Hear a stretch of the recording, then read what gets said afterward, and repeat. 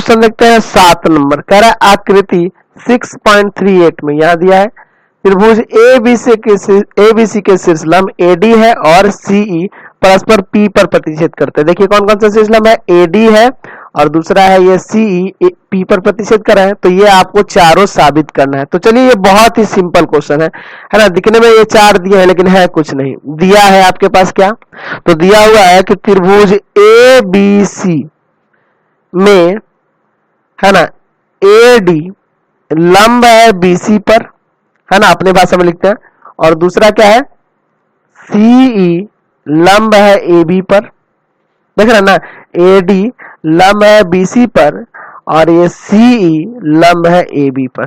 ठीक है, और क्या कह रहा है कि लंब यानी शीर्ष लंब लिख सकते हैं। शीर्ष लंब कौन कौन से, तो शीर्ष लंब है आपका एडी है और दूसरा शीर्ष लंब है कौन, सीई। एडी और सीई परस्पर बिंदु पी पर प्रतिच्छेद करते हैं। ठीक है, तो सिद्ध करना है। ठीक है, क्या क्या सिद्ध करना है, तो पहला दिया है कि त्रिभुज एईपी समरूप है त्रिभुज सीडीपी के।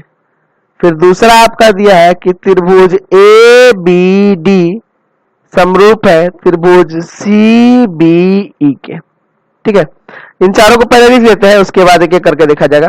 तीसरा दिया है त्रिभुज एईपी समरूप है त्रिभुज एडीबी के। ठीक है, चौथा दिया है आपके पास त्रिभुज पीडीसी समरूप है त्रिभुज बीईसी के। ये आपको दिखाना है, समझ गए। चलिए तो एक एक करके सबको देखा जाएगा। यहाँ लिखिए प्रमाण। हम लोग पहले को पहले देखते हैं। एईपी देखिए तो ए है, ई है और ए पी है, ये वाला, और दूसरा त्रिभुज है सीडीपी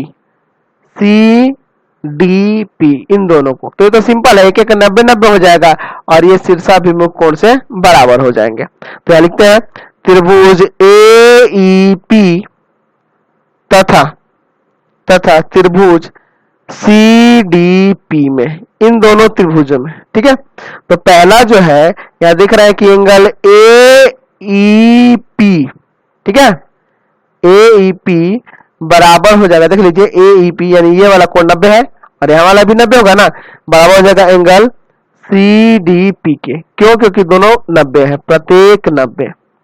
अच्छा, दूसरा चीज क्या जगह की एंगल एपीई है ना बराबर हो जाएगा एंगल सीपीडी के, शीर्षाभिमुख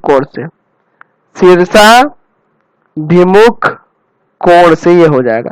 तो ये दो कोण जब बराबर हो गए तो आप यहां से नहीं लिख सकते कि त्रिभुज समरूप हो जाएगा। तो लिख दीजिए यहां से कि त्रिभुज एईपी समरूप हो जाएगा किसके, त्रिभुज सीडीपी के एंगल समरूपता से समरूप हो गया। समझ गए। चलिए अब दूसरा वाला लेते हैं, सेकंड वाला देखते हैं। सेकंड, ये पहला था, चलिए सेकंड को देखते हैं। सेकंड में किसको किसको त्रिभुज लेना है, ए बी डी। लिखिए त्रिभुज ए बी डी तथा त्रिभुज सी बी ई में। देखिए पहले ये ना लिख के आप ध्यान रखना होता है, पहले आपको तैयार होना पड़ता है कि ये समरूप करने के लिए आप क्या क्या कर सकते हैं। इन दोनों त्रिभुजों को समरूप करने के लिए आपके पास क्या क्या दिया है और या कमी जो है उसको पहले पूरी करते हैं, उसके बाद ही समरूप करते हैं। तो इस फिगर में सब पूरा है, पहले से देखिए। देखिए ए बी डी ये वाला, ए बी डी ये वाला, और सी है ना बीई इन दोनों का आपको समरूप करना है। ठीक है, ए बी डी को और सी बी को समरूप करना है। तो सिंपल सी चीज है, ये दोनों लंब है तो यहाँ 90-90 आ जाएंगे। एक ये कोण 90 हो जाएगा, एक ये कोण 90 हो जाएगा, और दूसरा एंगल बी जो है दोनों में उभयनिष्ठ, तो आराम से समरूप नहीं हो जाएगा। चलिए तो ए बी डी में आप लिख सकते हैं कि एंगल ए डी बी बराबर, अब चलिए इसमें किसमें लेना है, त्रिभुज सी बी ई में। तो इसमें हो जाएगा एंगल सी ई बी बराबर हो, ये क्यों होगा, तो ये दोनों हो जाएगा प्रत्येक 90 से बराबर होगा।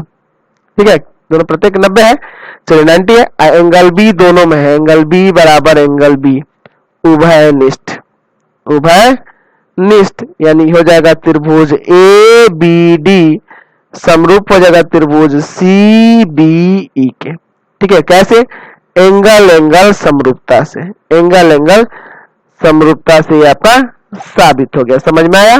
चलिए तीसरे की तरफ बढ़ते हैं। तो देखिए तीसरा में दिया है ए ई पी, देखिए ए ई पी ये वाला त्रिभुज छोटा वाला, और दूसरा लिया है A D B, A D B ये बड़ा वाला। तो देखिए ना इसमें भी एक 90-90 है, और एंगल इसमें कौन सा बनिष्ठ है, तो एंगल ए दोनों में, यहाँ पे ये वाला एंगल दिख रहा है ना, एंगल पी ए ई इसमें है और एंगल डी ए बी इसमें है ना, एंगल ये वाला ये हिस्सा उभयनिष्ठ है। इसको भी आसानी से कर सकते हैं। चलिए तीसरा यहाँ लिख लेते हैं, पहले यहाँ लिख लेते हैं। तीसरा इसमें लिखना है, किसमें किसमें, तो त्रिभुज ए ई पी में, तथा दूसरा त्रिभुज है कौन सा, तो त्रिभुज है ए डी बी में। इन दोनों त्रिभुजों में देखते हैं। चलिए इसको साबित करा जाए। तो दो चीजें इसमें भी चाहिए, तो यहां लिख सकते हैं कि एंगल ए ई पी बराबर में एंगल ए डी बी, ये देख रहे हैं ना, ये भी 90 है और ये वाला भी आपका 90 है, यानी लिख सकते हैं प्रत्येक 90, प्रत्येक 90। अच्छा दूसरा चीज एंगल ए बराबर एंगल ए, देख रहे हैं ना, एंगल ए इस त्रिभुज में भी है और इस त्रिभुज में भी है। ये पूरे की बात नहीं हो रही है, हम लोग इतना का ही बात करें। उभयनिष्ठ, उभयनिष्ठ हो जाएगा।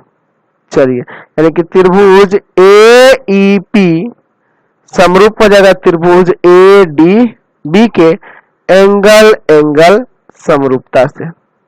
समझ गए ना। तो ये चारों एंगल एंगल समरूपता से होंगे। 4 नंबर देख लीजिए, 4 नंबर में यहाँ दिया हुआ है आपका चौथे नंबर में पी डी ई, देखिए यहाँ पे तो पी है, डी है और सी है, सॉरी पी डी सी, ये छोटा वाला पी डी सी, इसके समरूप दिखाना तो बी ई सी के, बी ई सी के इस बड़े वाले के। तो सिंपल सी चीज है, दोनों में एक एक 90 है। एंगल सी जो है ना दोनों में है, एंगल सी किस में है, दोनों में है कि नहीं, एंगल सी इसमें भी है और वही एंगल इस वाले त्रिभुज में भी आ रहा है। तो आराम से हो जाएगा। किसको किसको देना है, पी डी सी और बी ई सी में। तो चलिए इसको भी साबित कर देते हैं। चलिए ये फिगर तो आपका यही रहेगा। यहाँ लेते हैं किसमें किसमें, तो त्रिभुज पी डी सी और तथा दूसरा त्रिभुज कौन सा है, तो बी ई सी में। इन दोनों त्रिभुजों में देखिए इस त्रिभुज छोटे वाले में देखिए पी डी सी एंगल जो होगा, एंगल पी डी सी बराबर हो जाएगा एंगल किसके, तो बी ई सी के, बी ई सी के दोनों 90 होगा, प्रत्येक 90 डिग्री क्या होगा, इसलिए। समझ में आया। अच्छा और दूसरा जो है इस त्रिभुज का एंगल सी और इस त्रिभुज का एंगल सी, दोनों त्रिभुज का एंगल सी उभयनिष्ठ दिख रहा है कि नहीं, यानी कि यहाँ आप लिख सकते हैं एंगल सी बराबर एंगल सी उभयनिष्ठ, उभयनिष्ठ। ठीक है। तो ये एंगल सी कहने का मतलब कि ये वाला हिस्सा, ये छोटा वाला हिस्सा इस त्रिभुज का ये वाला हिस्सा है ना, और इस त्रिभुज का भी यही है, दोनों में है कि नहीं सेम, यानी कि एंगल सी बराबर एंगल सी हो गया। तो ये त्रिभुज यहाँ से त्रिभुज पी डी सी समरूप हो गया त्रिभुज बी ई सी के, कैसे, एंगल एंगल समरूपता से। ठीक है। तो अब इसी के साथ इस वीडियो को हम लोग इन करते हैं, ये लंबा जाते जा रहा है।